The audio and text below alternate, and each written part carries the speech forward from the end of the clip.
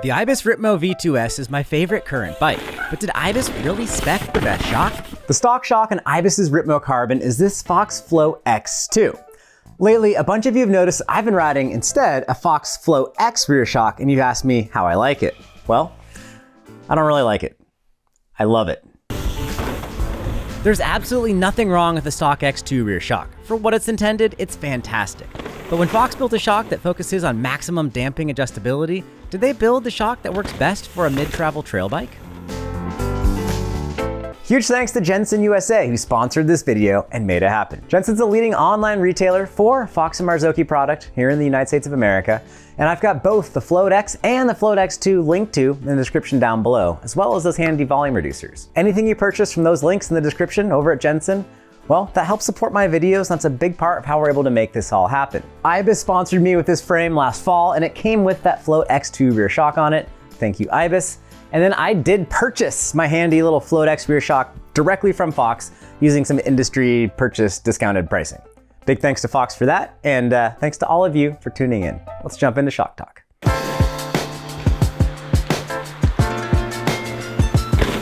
Much of this video will discuss bike feel. I have used data acquisition in the past, but the numbers aren't different enough to dramatically prove any sort of point, which won't be that great for YouTube.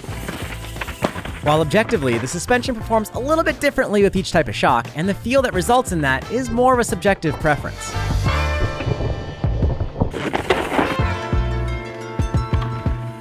The Ripmo arrived with the stock Fox Flow X2 rear shock. Cutting right to the chase, for many, especially those with the more common wheels on the ground riding style, the X2 is a great setup. But if you're more of a jumper, a pumper, or a pretty aggressive rider, especially one over 200 or so pounds, you might want to get a bit more bottoming resistance from the spring than what an X2 can provide. For reference, I'm 170 pounds. On a 147mm travel bike, you don't necessarily have to have a ton of progression. That's enough travel that a linear feel can work great for many. After all, if a bike is too progressive for its average buyer, the manufacturer then sees walls of Facebook complaints about never using all their travel. Or even worse, they'll see that folks claim a bike pedals poorly with the rear end that feels dead and stuck to the ground, a sign that consumers are running a softer air pressure than ideal in order to have a bike feel more plush. Or heck, folks might be using simply too much damping. I spent quite a few months riding the stock X2 shock, mostly in conjunction with the Fox 38 Grip 2 fork. This was a balanced setup and it was great. Fox writes about the X2 on its own website that the most tunable air-sprung shock combines an ultra-plush, coil-like feel with incredible damping prowess, optimized for downhill and enduro racing. Right here, we realize the hefty X2 is optimized for steep, gnarly descents. It's also race-focused, so built more for high speed. The shock has 4 different damping adjustments. When you're holding onto your bike for dear life, careening down a crazy steep track, you'll definitely want some damping to slow things down and provide some control. But is the Ripmo the right type of bike for that sort of riding? I would argue that it's not necessarily, and Ibis seems to agree. Ibis just released that HD6, which is much more purpose-built for exactly that careening downhill purpose. The X2 is a great shock on the HD6. Now for mellower terrain, where a 147mm travel bike will indeed shine, the big X2 shock can kind of be overkill. As an air volume becomes smaller, the bottoming resistance becomes significantly higher. This is what we call progression. Or some of you call it progressivity, but according to Webster's, that's literally a form of taxation. The quality or state of being a progressive tax. I am more concerned about the progression of the spring rate on my bicycle than any of the damping. On a bicycle, the rider is so much heavier than the machine that damping will never be as significant as it is for motorcycles or automotive applications. As a result, on an all-around trail-ridden mountain bike, the spring is much more crucial than the damping. Fox writes, the X2's oversized air chamber provides a more linear, planted ride feel that gravity riders desire. That's great, but downhill bikes are a whole different world than these mid-travel trail bikes. When we're riding more mellow terrain, that damping then absorbs a lot of the input we put into the bike, trying to jump and pump around the terrain.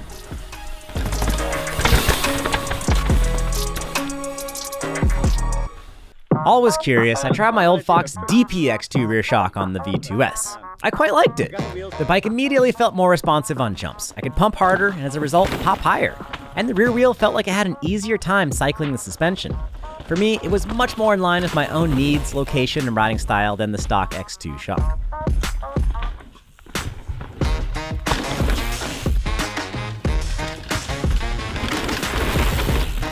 poppet valve twin tube design of the X2 means there's Kuwaiti quantities of oil inside the shock, and that oil has to travel a lot further before it does what it needs to do.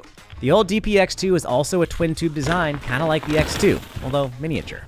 I can't say for certain what exactly it is, but I feel like the oil has less turbulence as the DPX2 cycles, and the bike just feels more open than does the X2.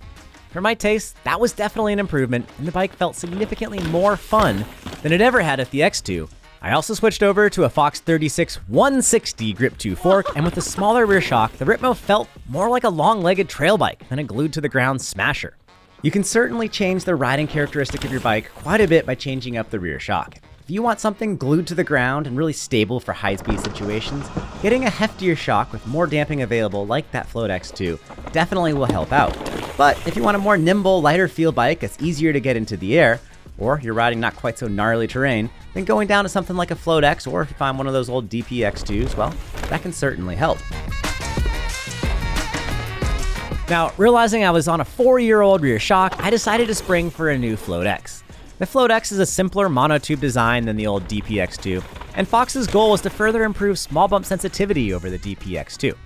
The Float X did feel more consistent than the old DPX2, which doesn't make much sense, but the newer engineering certainly feels solid.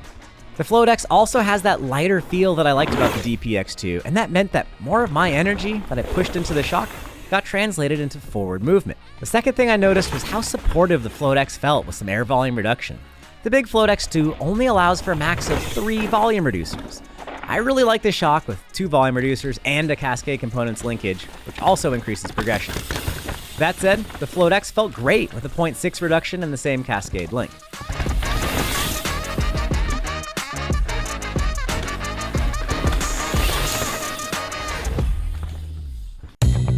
So did Ibis spec the wrong shock? The first generation Ripmo came with an X2, and going to a DPX2 was a huge improvement for my own taste. At the time, a 160-145 bike was about right for Enduro World Series racing, and was seen as too big of a bike for active trail riding usage. Well, trails got faster and more purpose-built, and race courses also got gnarlier. The taste of the general public adapted, and more heavy-duty stuff became more commonplace on similar trails. Ibis made some kinematic changes for the second generation Ripmo, which certainly helped. The V2S uses the same kinematics as that V2, and that's a great all-around setup.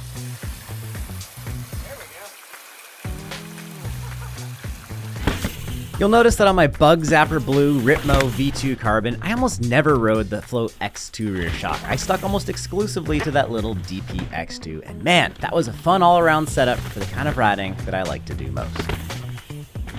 Today's Ripmo V2S uses the same kinematics as this older Ripmo V2.